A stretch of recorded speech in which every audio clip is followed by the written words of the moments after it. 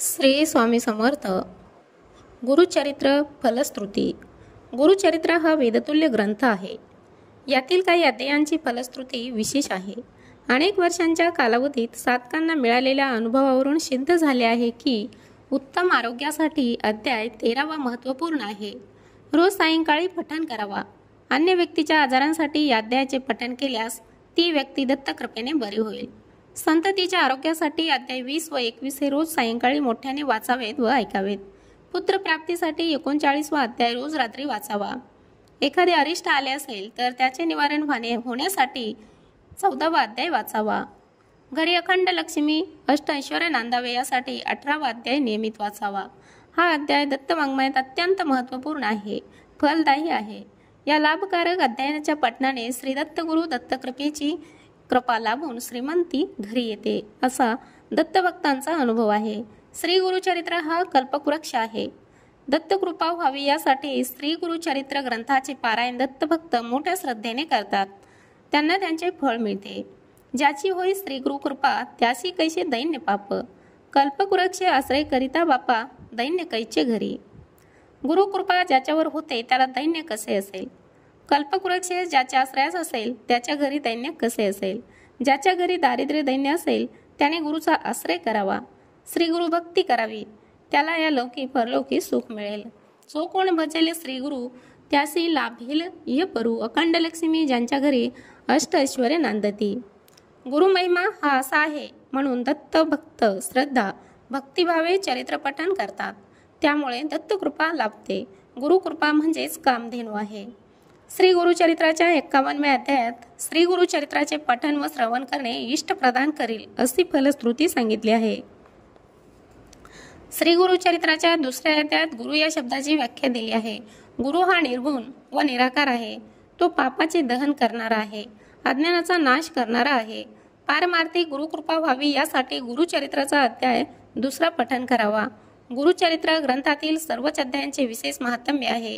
या ग्रंथाच्या पारायणाने अधिक पुण्य लागते. ईश्वराची कृपा होऊन सर्व इच्छा पूर्ण होतात. दुःख, संकटे, पीडा, क्लेश, चिंता दूर करण्याचा प्रभावी उपाय म्हणजे गुरुचरित्राचे पारायण. पण ते अंतःकरणातील परमश्रद्धेने करावे. श्रीदत्त कृपा निश्चित प्राप्त होईल. दत्त दत्त ऐसे लागले ध्यान. ब्रह्म विष्णू महेश या 3 देवांचे एकत्रित रूप म्हणजे त्रिमूर्ती दत्तात्रय. म्हणूनच श्री दत्तात्रयांच्या नमनाच्या श्लोकात म्हटले आहे, गुरुर ब्रह्म गुरुर विष्णू गुरुर देव महेश्वरा गुरुर साक्षात परब्रह्म तस्मै श्री गुरुवे नमः. श्री दत्तात्रय हे जगद्गुरु आहेत. श्रीपाद श्रीवल्लभ श्री दत्तात्रयाचे पहिले अवतार. आंध्र प्रदेशातील पिठापूर या गावी त्यांचा जन्म झाला. त्यांच्या आईचे नाव सुपता आणि वडिलांचे नाव आपळराजा. एकदा त्यांच्याकडे श्राद्ध होते. उत्तमोत्त स्वयंपाक तयार केला होता. ब्राह्मण जेवायचे होते तेव्हा श्रीदत्त अतिथी वेशात त्यांच्या घरी भिक्षेसाठी आले. त्यावेळी सुपत्तेने श्रद्धाचे ब्राह्मण जेवण्यापूर्वी अतिथीला भोजनाची भिक्षा घातली. तिची श्रद्धा पाहून दत्त प्रसन्न झाले. तिला आपले त्रयमूर्तीचे रूप दाखवले व म्हणाले, माते वर माग. यावर ती पतिव्रता म्हणाली, विश्वनाथा आपण मला माता म्हणालात हे सत्यार्थाने खरे ठरावे. हेच माझे मागणे आहे. यावर दत्तप्रभू तथास्तु म्हणाले. सुपताचे पुष्कळ पुत्र उपस्तात मेले. एक आंधळा व दुसरा पांगळा हे 2च पुत्र वाचले. सुपताच्या पोटी अवधूताच्या आशीर्वादाने पुत्र जन्माला. त्याचे नाव श्रीपाद ठेवले. त्याची मुंज झाली व वेद शिकला. अधिकारवाणीनं वेदभाष्य करू लागला. आईवडिलांना आनंद झाला. त्यांनी त्यांचे लग्न करण्याचे ठरविले. एक दिवस त्यांनी श्रीपाद समोर हा विषय काढला. तेव्हा तो म्हणाला, मी तापसी आहे. माझे खरे नाव श्रीवल्लभ आहे. तुम्ही श्रीपाद ठेवलेत. श्रीपाद वल्लभ म्हणून ते प्रसिद्ध होईल. मी तपश्चर्येला जात आहे. पुत्रा आमचा सांभाळ कोण करणार, आईने विचारले. श्रीपादने आपल्या 2 भावाकडे अमृतदृष्टीने पाहिले. एकाला दृष्टी आली, दुसरा पांगळेपणा गेला. दोघेही तेजपुंज बनले, ज्ञान संपन्न झाले. नंतर श्रीपाद श्रीवल्लभ बद्रीनाथ येथे गेले. तेथून गोकर्ण क्षेत्रात आले. अनेक भक्तांना त्यांचे कृपाशीर्वाद लाभले. ते कृष्णाच्या काठी कुरवपूर येथे आले व गंगेत अदृश्य झाले. श्री नरसिंह सरस्वती यांचा जन्म वऱ्हाड प्रांतातील कारंजा गावी झाला. अंबाभवानी व माधव त्यांचे आई वडील. जन्मताच ते बालक ओमकार हे शब्द म्हणू लागले. परंतु मुंजीपर्यंत हा मुलगा अजिबात बोलत नव्हता. परंतु मुंजीच्या वेळी आईने त्याला भिक्षा देऊन आशीर्वाद दिला. तेव्हा तो चारी वेद बोलू लागला. श्रीपाद वल्लभांनी नरहरीच्या रूपात हा जन्म घेतला होता. आईच्या आज्ञेप्रमाणे तिला 2 पुत्र होईपर्यंत ते घरी राहिले. नंतर काशीला गेले. श्रीकृष्ण सरस्वती यांच्याकडून संन्यास धर्माची दीक्षा घेतली व नंतर श्री नरसिंह सरस्वती या नावाने प्रसिद्ध झाले. श्री नरसिंह सरस्वती हे दत्तात्रयाचे दुसरे अवतार. नरसिंहवाडी कृष्णातीरी त्यांनी घोर तपश्चर्या केली. नंतर त्यांनी उदंड ब्रह्मन केले. गाणगापूर येथे त्यांनी वास्तव्य केले. अमरापूर येथेही ते राहिले. भक्तांच्या कल्याणासाठी त्यांनी प्रचंड कार्य केले. अनेक चमत्काराद्वारे त्यांनी भक्ताला गुरुकृपेची प्रचिती दिली. पुढे श्रीकैशल्य त्यांनी महानिर्वाण केले. श्री नरसिंह सरस्वतींनी दत्तोपासनेचा मार्ग प्रवर्तित केला. त्यालाच पुढे दत्त संप्रदायाचे स्वरूप प्राप्त झाले. श्री गुरुचे महात्म्य सांगणारा अद्वैत तत्वज्ञानाचा श्री गुरुचरित्र हा ग्रंथ सरस्वती गंगाधर यांनी भक्तिभावे रचला. दत्त संप्रदायाचा वेद म्हणून या ग्रंथाचा दत्त वाङ्मयात गौरवपूर्ण उल्लेख केला जातो. दत्त संप्रदायाचे तत्वज्ञान वेदांसारखे अद्वैत आहे. सद्गुरूचे महत्त्व पटवून देऊन लोकांना ज्ञानाचा प्रकाश देण्यासाठी त्यांनी लोकजीवनाच्या सुखसमृद्धीसाठी या ग्रंथाची निर्मिती करण्यात आली आहे. ऐशी कथा जयाची घरी वाचिती नित्य प्रेम भरी. श्रिययुक्त निरंतरी नांदती पुत्र कलयुक्त. रोग नाही तया भवनी सदा संतुष्ट दत्त कृपेनी करुणी.